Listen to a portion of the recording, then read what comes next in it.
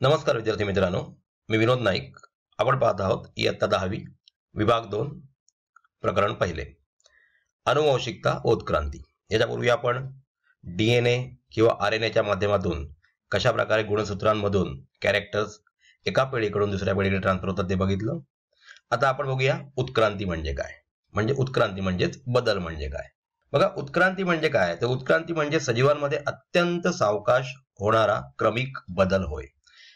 आता उदाहरणार्थ बघा, सांगायचं झालं तर आपल्याला पूर्वी म्हणजे प्राचीन काळामध्ये मानवाला शेपटी होती, ती हळूहळू नष्ट झाली कारण आपल्याला शेपटीचा काहीच उपयोग नाही आहे.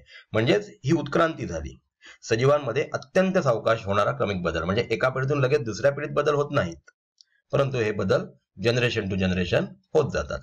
आता नैसर्गिक निवडीला प्रतिसाद म्हणून सजीवांच्या एखाद्या वर्गाच्या वैशिष्ट्यपूर्ण लक्षणामध्ये अनेक पिढ्यांपर्यंत बदल घडण्याच्या ज्या प्रक्रियेमुळे अखेर नव्या जीवजाती निर्माण होतात ती प्रक्रिया म्हणजे उत्क्रांती. म्हणजे बघा, तुम्हाला सांगितलं त्याप्रमाणे आपल्या शरीरामध्ये सुद्धा अपेंडिक्स होतं, अंत्रपुच्छ. पूर्वी माणूस जो होता तो न शिजवलेलं अन्न खायचा, तेव्हा डायजेशन होण्यासाठी त्या अंत्रपुच्छाचा उपयोग व्हायचा. परंतु हळूहळू आपण आता शिजवलेलं अन्न खायला लागलो आणि त्याच्यामुळे या अंत्रपुच्छाचा आपल्याला काही उपयोग नाही. म्हणजे हळूहळू छोटं छोटं होऊन आपल्या शरीरामध्ये अत्यंत छोटं असं राहिलेलं आहे. बघा, उत्क्रांतीचा सिद्धांत आपल्याला माहिती असेल.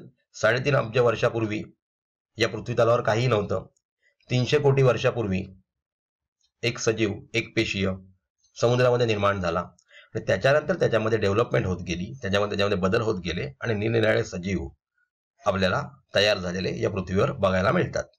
बघा, पहिला सजीव म्हणजे जीवद्रव्य पृथ्वीवर समुद्रात निर्माण झाला. सजीवात बदल व विकास हा सर्वव्यापी सर्व अंगाने होत गेला व यातूनच अनेक प्रकारचे सजीव अस्तित्वात आले. आपल्याला माहित असेल जवळजवळ 50 कोटी प्रजाती तर वनस्पतीच्या आहेत, तितक्याच किंबहुना जास्त प्रजाती प्राण्यांच्या आहेत. म्हणजे एका पेशीपासून अशा प्रकारे बदल होत गेले आणि त्यानंतर वेगवेगळे सजीव अस्तित्वात आले. त्याची भिन्न रचना व कार्ये असलेल्या पूर्वजांपासून वनस्पती व प्राण्यांचा प्रागतिक विकास होत गेला, यालाच म्हणतात उत्क्रांती. आता आपण पुढे काही पुरावे बघणार आहोत, जसं मॉर्फॉलॉजिकल एव्हिडन्स, त्याच्यानंतर अॅनाटॉमिकल शरीरशास्त्रीय पुरावे, भ्रूणविज्ञान, जोडणारे दुवे. म्हणजे याचा अर्थ सर्व स्टडी केल्यानंतर आपल्या लक्षात येईल की ह्या सर्वांचा पूर्वज एकच होता. बघा विद्यार्थी मित्रांनो, बाह्यरूपिकीय पुरावे म्हणजे मॉर्फॉलॉजिकल एव्हिडन्सेस. प्राण्यांच्या तोंडाची रचना, फॉर एक्झाम्पल आपण कुत्रा किंवा कोल्हा किंवा लांडगा यांचे बघा, तोंडाची रचना साधारण एकसारखीच असते. डोळ्यांचे स्थान, त्यांच्या नाकपुड्या किंवा कानांची रचना, अंगावरील दात, केस इत्यादी समान वैशिष्ट्ये प्राण्यात आढळतात. म्हणजे याचा अर्थ काय झाला विद्यार्थी मित्रांनो, तर याचा अर्थ असा झाला की याच्यापूर्वी या सर्व प्राण्यांचे जे अनसेस्टर होते ते एकच होते. आता आपण वनस्पतीचा विचार केला तर काही पानांचा आकार, शिराविन्यास म्हणजेच त्याचं जे व्हेनेशन असतं ते, पर्णदेठ म्हणजे पेडिसेल किंवा पानांची रचना इत्यादीमध्ये आपल्याला समानता दिसते. म्हणजे यांचा अर्थ या वनस्पतीचे पूर्वीच्या वनस्पती एकच होते आणि त्याच्यानंतर डेव्हलपमेंट होत गेली आणि नवीन नवीन वनस्पती निर्माण झाल्या. आता बघा, शरीरशास्त्रीय पुरावे म्हणजे अॅनाटॉमिकल एव्हिडन्सेस. तुम्हाला बघा स्लाइडवर 4 इंटरनल स्ट्रक्चर दिसत आहेत, हाडं दिसत आहेत. मानवाचा हात दिसतोय, मांजरीचा पाय दिसतोय, वटवाघळाचा चर्मपर दिसतोय किंवा देवमाशाचा पर. आपल्याला माहिती आहे हे सगळे. आता वटवाघळ हे पक्षी आहे, देवमासा पाण्यात राहतो, मांजर तर प्राणी आहे, मानव म्हणजे आपण स्वतः. ह्या सर्वांच्या इंटरनल स्ट्रक्चर मध्ये आपल्याला बघितलं तर एक समानता दिसते. म्हणजेच अवयवातील हाडांच्या रचनेत व हाडांच्या जोडणीत साम्य दिसून येते, परंतु प्रत्येकाला त्याचा उपयोग वेगवेगळ्या प्रकारे आहे. याचा अर्थ असा झाला की आपल्या पूर्वीचे पूर्वज एकच होते. म्हणजे खूप वर्षापूर्वीची गोष्ट आहे, साधारण 300 कोटी वर्षापूर्वी आपल्याला माहित आहे एक पेशी या समुद्रामध्ये निर्माण झाली आणि त्याच्यानंतर त्यांच्यामध्ये विकास होत जाऊन, डेव्हलपमेंट होत जाऊन निरनिराळे सजीव या पृथ्वीवर जन्माला आले. त्याच्यासाठी आपण आता बघतोय हा शरीरशास्त्रीय पुरावा. या पुराव्यानुसार आपल्याला कळतंय की इंटरनल हाडांचं स्ट्रक्चर एकच असलं तरी प्रत्येकाला म्हणजे पक्षी किंवा प्राणी यांना त्याचा उपयोग वेगवेगळा आहे. आता बघा, अवशेषांग म्हणजे व्हेस्टिजियल ऑर्गन्स. सजीवांमधील ऱ्हास पावलेल्या किंवा अपूर्ण वाढ झालेल्या निरुपयोगी इंद्रियांना अथवा अंगांना अवशेषांगे म्हणतात. या स्लाइडच्या सुरुवातीलाच म्हणजे सेशनच्या सुरुवातीला मी तुम्हाला सांगितलं होतं की आपल्याला सुद्धा शेपटी होती पूर्वीच्या काळामध्ये, फार फार वर्षापूर्वी, परंतु बऱ्याच जनरेशन नंतर असं लक्षात आलं की या शेपटीचा काही उपयोग नाही. मग ती शेपटी हळूहळू नष्ट होत गेली कारण याचा आपल्याला काही उपयोग नव्हता. त्याचप्रमाणे अंत्रपुच्छाच्या बाबतीत आपण बघितलं, अपेंडिक्स, जो पूर्वीचा मानव न शिजवलेलं अन्न खायचा, कच्चं अन्न खायचा आणि त्याच्यामुळे डायजेशन होण्यासाठी त्याचा उपयोग व्हायचा, परंतु आता हळूहळू आपण शिजवलेले अन्न खाऊ लागलो आणि त्याच्यामुळे हा भाग आपल्याला काही उपयोगाचा नाही, असा प्रकारचा भाग प्राण्यांमध्ये आढळतो. परंतु काही वेळेला काय होतं, म्हणजे हे ऑर्गन जातात कुठे, कारण ते निरुपयोगी होतात, आपल्याला उपयोगी होत नाहीत. जर कोणतेही ऑर्गन्स आपल्याला निरुपयोगी होत असतील तर ते पुढल्या पिढीमध्ये ऱ्हास न होता त्याच्या पुढल्या म्हणजे बऱ्याचशा पिढी जाऊन त्याच्यामध्ये त्याचा ऱ्हास होत जातो. याला म्हणतात अवशेषांगे किंवा वेस्टिजियल ऑर्गन्स. आता बघा विद्यार्थी मित्रांनो, पुराजीव विषयक पुरावे म्हणजे जीवाश्म विज्ञान, याला पॅलेंटोलॉजिकल इव्हिडन्सेस असं म्हटलं जातं. आता काय झालं, आपण जर व्यवस्थित स्टडी केला तर फॉसिल हा शब्द आपल्याला माहितच असेल. फॉसिल फ्युएल आपण बघतो, पेट्रोल, डिझेल फॉसिल फ्युएल आहे. म्हणजे बऱ्याच वर्षापूर्वी भूकंप, पूर किंवा ज्वालामुखी इत्यादींसारख्या आपत्तीमुळे बरेचसे सजीव किंवा वनस्पती हे जमिनीमध्ये गाडले गेले आणि त्यांचे ठसे, म्हणजे आतमध्ये पृथ्वीच्या खूप टेम्परेचर आहे आणि वरून पडलेला दाब, याच्यामुळे त्यांचे दगडावर ठसे उमटले. हे म्हणजे जीवाश्म झाले.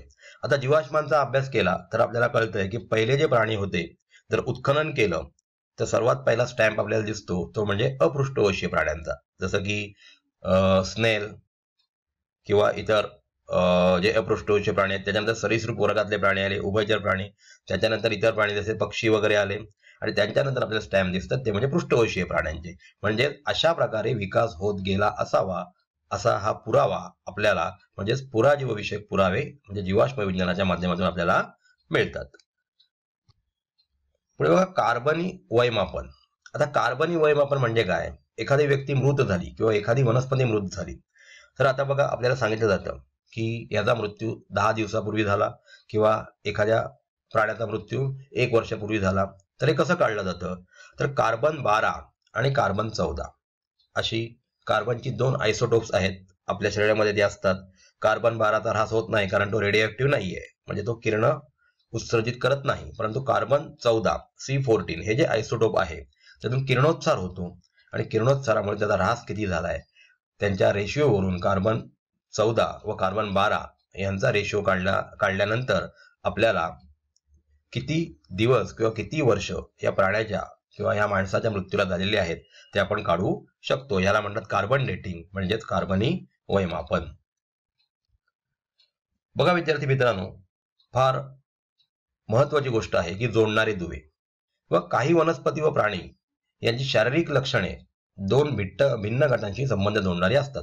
उदाहरणार्थ पेरिपॅटस हा एनेलिडा आणि संधिपाद. एनेलिडा म्हणजे काय, तर त्यांचं खंडीभूत अंग, जसं आपण अर्थवर्म बघतो, किंवा संधिपाद म्हणजे त्यांची हाडं एकमेकाला जॉईंट झालेली, ती संधिपाद या प्राण्यांसारखी दिसतात. म्हणजे पेरिपॅटस या 2 प्राण्यांचा मिळून तयार झालेला आहे हे आपल्या लक्षात येतं. यालाच कनेक्टिंग लिंक किंवा जोडणारे दुवा असं म्हटलं जातं. आता हा अभ्यास केल्यानंतर आपल्या असं लक्षात येतं की सस्तन प्राणी जे आहेत ते सरीसृप वर्गातील प्राण्यांपासून, म्हणजे साप वगैरे दिसतो अशा प्राण्यांपासून तयार झाले, तर उभयचर प्राणी हे मत्स्यांपासून, म्हणजे बेडूक हा मत्स्यांपासून उत्क्रांत झाला. याच्यासाठी आपण लंगफिशचं सुद्धा उदाहरण देऊ शकतो. म्हणजे कनेक्टिंग लिंक्स, जोडणाऱ्या दुव्यांमधून आपल्याला असं कळतं की याच्या पूर्वीचे जे पूर्वज होते ते एकच होते आणि त्यांच्यानंतर लिंक प्रस्थापित होऊन एक नवीन प्रकारचा सजीव निर्माण झाला. याच्याविषयी आपण डिस्कवरी किंवा नॅशनल जिओग्राफिक चॅनलवर सुद्धा बघतो की वेगळ्या प्रकारची वनस्पती किंवा वेगळ्या प्रकारचे प्राणी आपल्याला तिथे दाखवले जातात किंवा न्यूजपेपरच्या माध्यमातून सुद्धा आपल्याला अशा प्रकारचे नवीन नवीन प्राणी आता दिसत असतात. आता बघा हा भ्रूण विज्ञानाचा पुरावा. आता भ्रूण विज्ञान म्हणजे एम्ब्रिओलॉजी. लक्षात घ्या, प्रारंभिक अवस्थेपासून सजीव कसे विकसित होतात याचा अभ्यास भ्रूण विज्ञानात होतो. आपल्याला बाजूला एक स्लाइड दिसते, त्याच्यावर निरनिराळे प्राणी तुम्हाला दिसत आहेत. यांची सुरुवातीचं स्ट्रक्चर बघा, सुरुवातीच्या स्ट्रक्चर म्हणजे सगळ्यांमध्ये साम्य दिसतो. याचा अर्थ यांचा पूर्वज एकाच प्रकारचा होता आणि त्याच्यानंतर त्यांचा विकास होत गेला, प्रगतीच्या वेगळ्या टप्प्यांवर त्यांचा विकास होत गेला आणि वेगवेगळे प्राणी त्यापासून जन्माला आले हे आपल्याला इथे कळतं. तर विद्यार्थी मित्रांनो, आपण ह्या सेशनमध्ये काय शिकलो बरे?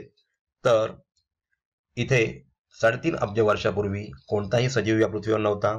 300 कोटी वर्षापूर्वी साधारण एक पेशीय सजीव समुद्रात मिळाला आणि त्याच्यानंतर ह्या सर्वांचे पूर्वीचे म्हणजेच पूर्वज एकच होते. याच्यासाठी आपण निरनिराळ्या पुराव्यांचा अभ्यास केला, एव्हिडन्सेस बघितले, जसं की शरीरशास्त्रीय पुरावा, एनाटॉमिकल एव्हिडन्स, त्याच्यानंतर मॉर्फॉलॉजिकल बघितला आणि त्याच्यानंतर भ्रूणविज्ञान, असे बरेचसे पुरावे आपण या स्लाइडच्या या सेशनच्या माध्यमातून बघितले.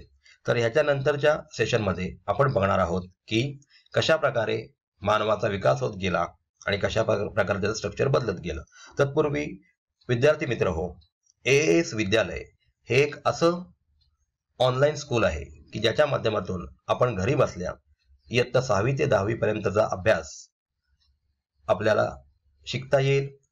त्याचप्रमाणे या ॲपच्या माध्यमातून आपणाला विविध प्रकारच्या टेस्ट देण्यात येतील आणि त्यांचा फॉलोअप सुद्धा घेतला जाईल. तसेच कुशल आणि एक्सपर्ट अशा तज्ज्ञांकडून आपल्याला वेळोवेळी मार्गदर्शन केलं जाईल. धन्यवाद.